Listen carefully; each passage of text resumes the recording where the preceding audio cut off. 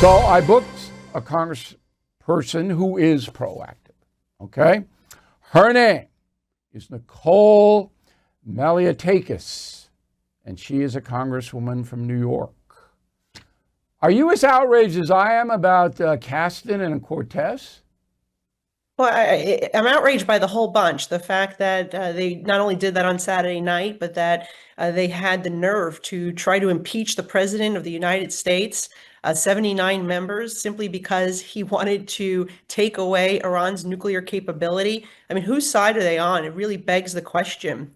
What is their intention in being in Congress when they don't want to see us being successful in this mission?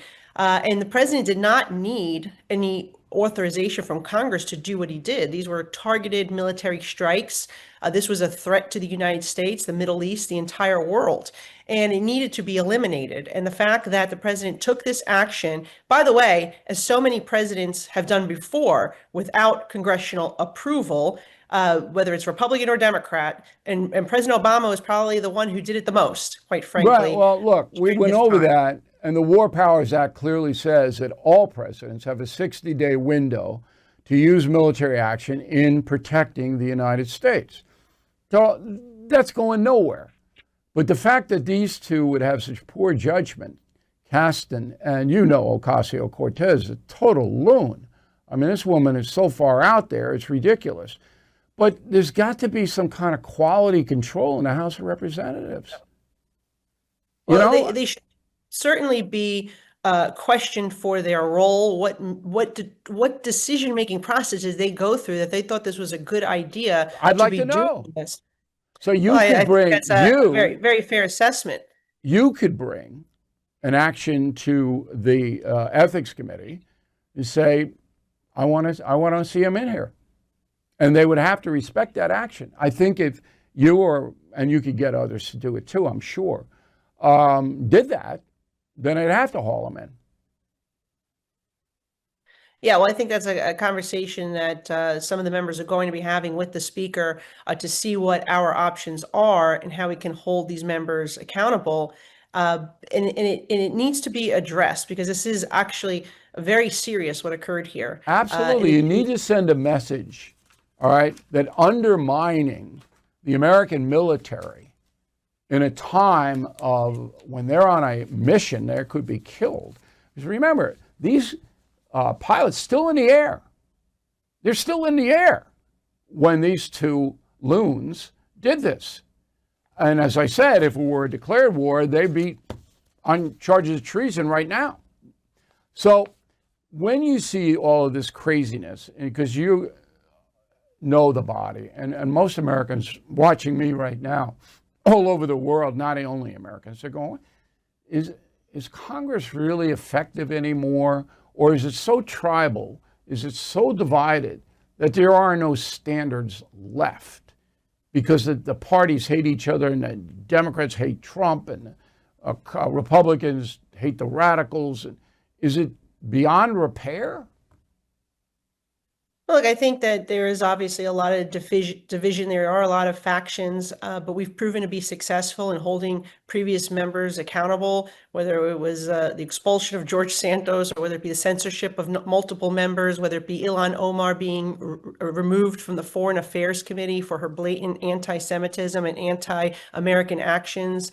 Those are just a couple of examples. But what I will say is that even with Bowman, look what happened with him. He pulled the fire alarm, and we censored him, and then he was voted out as a result of the actions. And I think it was because members of Congress amplified what a horrible decision he made in trying to disrupt government proceedings. Thank you for giving me those. So we try to do what we can. I mean, it's always difficult, and obviously when you have a slim majority as we do, it's hard to get every single Republican to cooperate, but oftentimes we do see bipartisan support for some of these measures. Well, like the ones. Let's hope this thing goes to the Ethics Committee. One more question about Mandani, because you're a New Yorker. So our flagship radio station is WABC, and I'm doing a big takeout tonight about how radical this guy is and how destructive he's going to be if he does become mayor. People don't understand, and I'm going to do this right after we say goodbye to you, that only 22% of eligible voters showed up. It was 100 degrees yesterday. So he's not a lock to be mayor. But I'm going to submit to you that if this guy becomes mayor of New York City, it is over for the city. The flight of capital out of the city will be historic. I mean, corporations are not going to pay 14, 15% tax, which is what he wants to double the corporate tax now. And he wants a $30 an hour minimum wage. Bodega going to pay $30 an hour? So I wonder what your perspective was on him. Well, you'll see capital flee, you'll see residents flee, you will see law enforcement flee. This is somebody who has no respect for our law enforcement. Sadly, we've seen a lot of anti-Semitic actions and words as well. And we are very concerned what this will mean at the core for public safety, for quality of life, for affordability in New York City. And my mother fled a communist country. To see somebody who is proud to be a Democrat socialist, but really is a communist, become mayor of the city of New York, an individual who's only been a citizen of this country for 7 years, to become mayor of the most important economic engine of our nation is very scary. The largest city in the world, by the way, does not have at all the experience to run this city. So there's that as well. So we have to do whatever we can to figure out what the next steps are for Democrats, independents, and Republicans to work together to elect someone who can defeat him. And, you know, it's interesting to see how the ticket may turn out here. If Cuomo stays on the ticket, if Adams stays on the ticket, and you have this three-way split, perhaps is an opportunity for a Republican to get in, even with as little as 30% of the vote. So we need to strategize here, and all common sense New Yorkers, regardless of what party you're from, have to figure out what path we're going to take to move forward to elect whoever's going to be the person who can defeat this guy. Yeah, even the New York Times says he's too radical. It's crazy. Congresswoman, thanks very much for being a stand-up person. And let us know if you do decide to do anything with the Ethics Committee, because we're very involved with that story, as you know. Thanks again. Homeowners, when is the last time you checked on your home title? If your answer is never, then this is for you. Scammers are stealing titles, and your equity is a target. Criminals forge your signature. Just like that, your home title can be transferred out of your name. That's why I partnered up with Home Title Lock, so you can find out today if you're already a victim. Please use my promo code BILL at HometitleLock.com, and you'll get a free title history report. Plus, you will get a free trial of their $1 million triple lock protection. That's 24/7 monitoring of your title, urgent alerts of any changes, and if fraud does happen, they'll spend up to $1 million to fix it. That's HometitleLock.com, promo code BILL. Now, the opposition to Trump's Iranian decision didn't always come from the left. There were some conservative people who didn't like it, and they're isolationist people.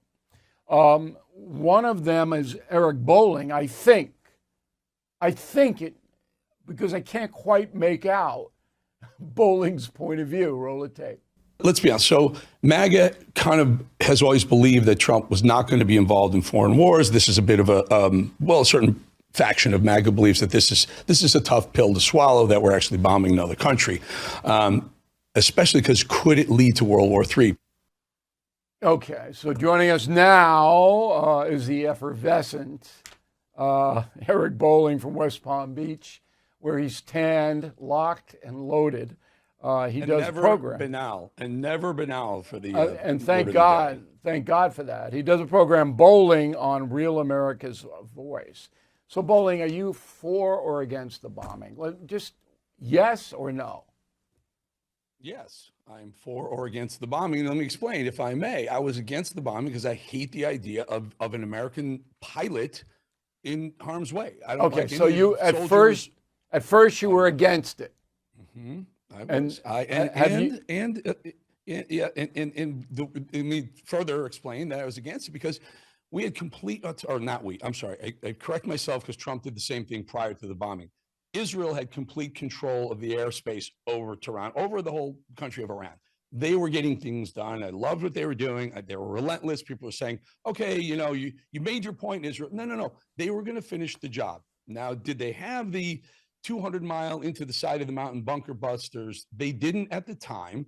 And then my side or my brain, this side of my brain would say, okay, well, sell it to them.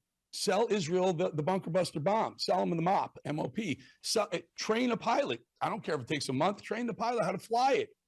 How's this? Get a dual citizen, Israeli-American pilot to fly it over, drop the bomb. Right. We wouldn't have our fingerprints on. None of that would ever happen in any way at all, because we are the only people in the world that have that technology. We're not going to hand it off to Israel, okay?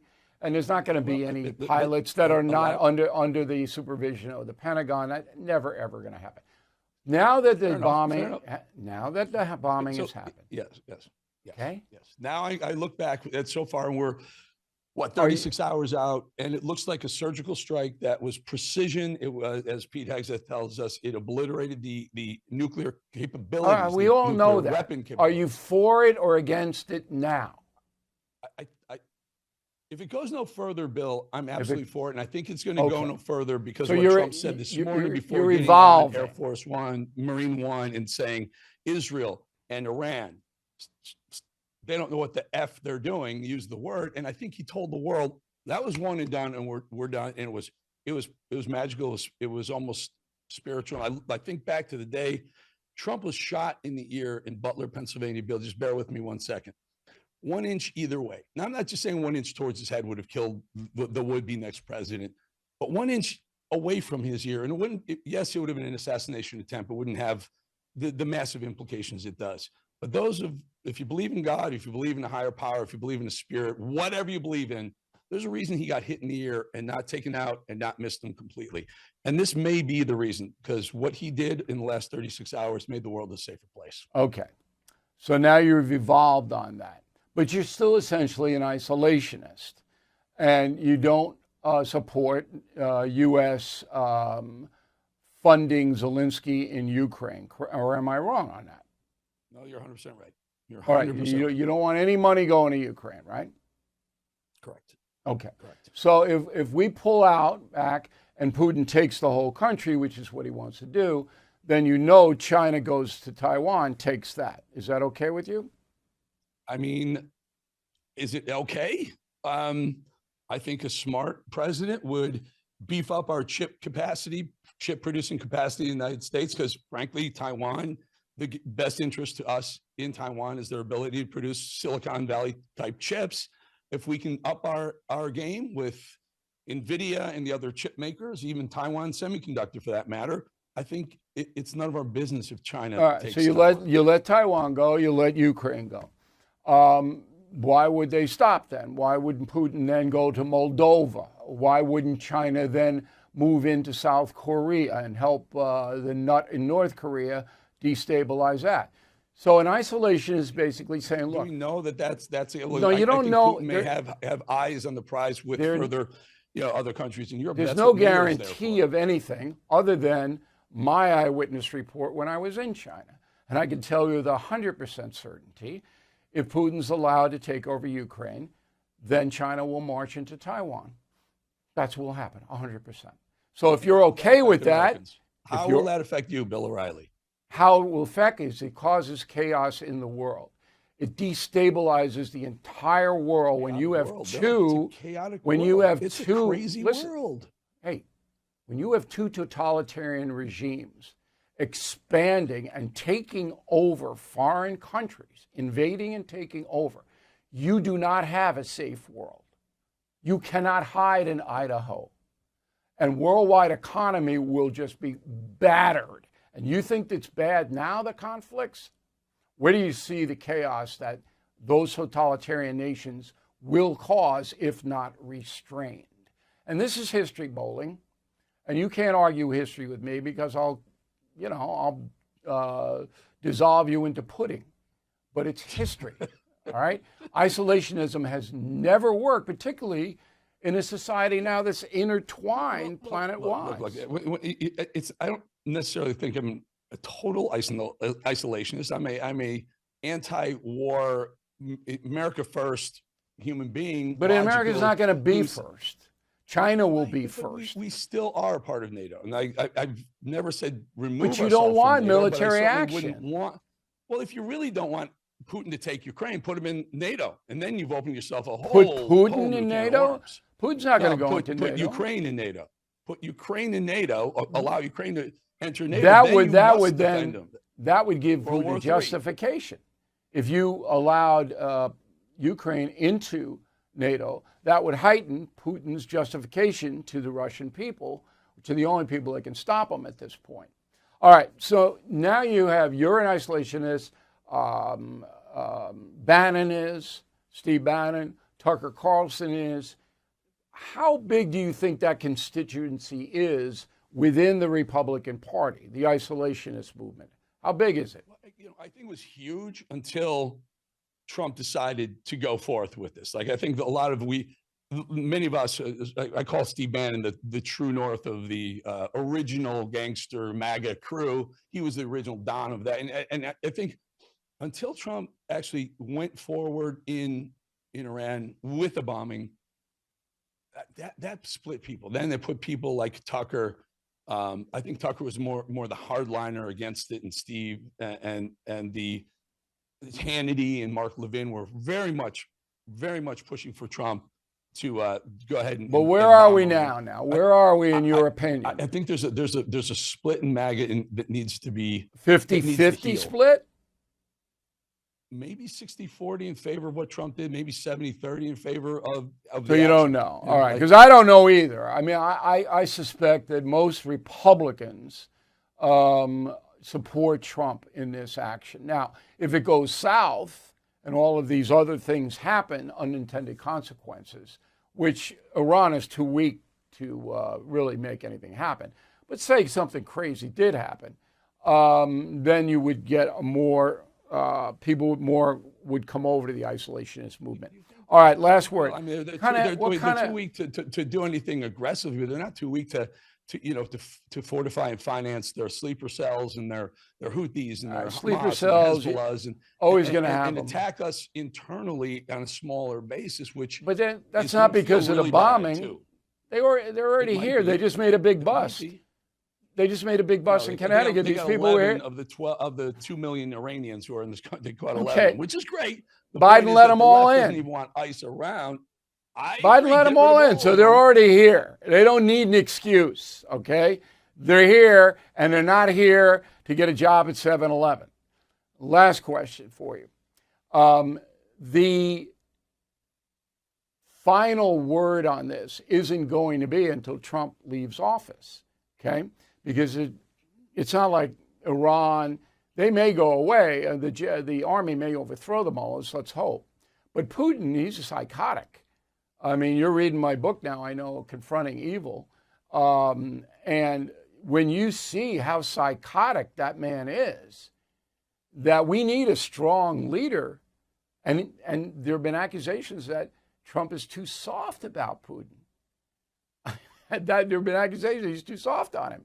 So we're never going to have a peaceful world. Last word. I 100% agree. By the way, your book is phenomenal. This is the best book Thank you've you. written. I've read. I received it yesterday. I started paging through it last night. I started reading it. So I want to just have a little bit of an idea what it's about. It's gripping. It's really your best work so far. With maybe the exception of you throwing J.P. Morgan and Rockefeller into the mix with the evil people. They are evil. But we'll get back. We can talk about that another time. But it was fascinating how you take people from this man won't be alive at the end of the day or tomorrow, and then you explain why, and then you go back to the roots of the evil that's causing so much of the evil in the world. It's a fantastic book.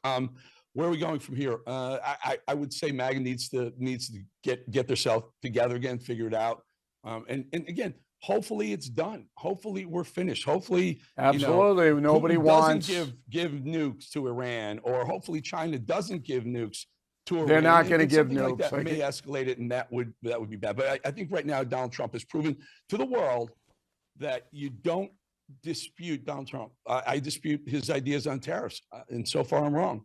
I didn't think we should attack Iran. As of this day, right now, today, I'm All right. probably Well, wrong. we won't I know hope till I'm the wrong. end of the. And we I won't. hope I'm wrong forever. Okay.